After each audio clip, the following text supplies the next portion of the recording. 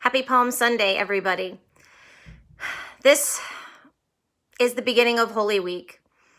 The Triduum, the three most holy days of our year, of our church year, are included in this week that we call Holy Week. I would imagine that we're probably not going to have another Holy Week like this one. At least I hope not. This morning, my family and I gathered around the TV to watch Palm Sunday Mass.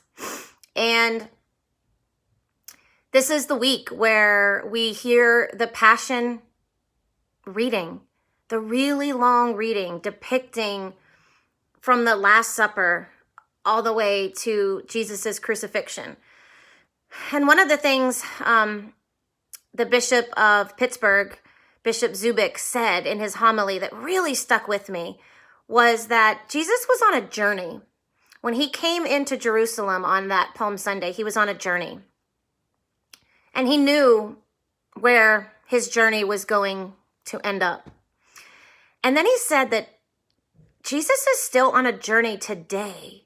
He is on the journey to our hearts. And that really resonated with me. And I think it spoke even more to me because of where we are right now in our life.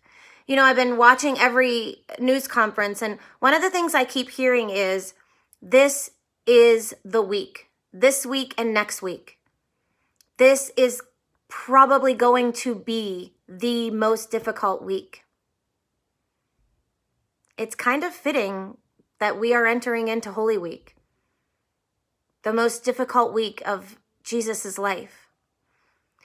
And as we read the story today, because of where we are, because of this pandemic that is going on, when I heard Judas betraying, I found myself asking, Lord, help me not to betray you during this time of uncertainty. And then when I heard Peter denying, I found myself saying, Lord, please help me not to deny you during this time. Help me not to deny my heart of you during this time. And when I heard the people saying, crucify him, and people who welcomed him in a week ago as a king, turning on him a week later, I found myself praying, Lord, I have welcomed you into my heart. I have opened my life up to you. Help me not to turn on you during this time of uncertainty, when everything I've known and everything that makes my life has been stripped and taken away. Help me to not blame you and turn on you in this time. And when I kept hearing, I hear this reading every single Palm Sunday, and it just spoke so differently to me. When I heard that Judas was so sad that he betrayed Jesus. And then when I heard Peter wept in denial after denying Jesus, he wept because of that denial when he realized what he did. And then when I heard the centurion at the cross saying, this is the Son of God, it gave me great hope to know that just like he will rise, just like on Easter Sunday is going to come this year no matter what. It's going to be a different Easter Sunday. I know that. But we get to celebrate his resurrection. This time in our life, it is going to pass by. We are going to rise from it. And my hope and my prayer is that I don't deny him the ability to work in my life through this uncertain time. My my hope and prayer is that I don't betray him at all through this.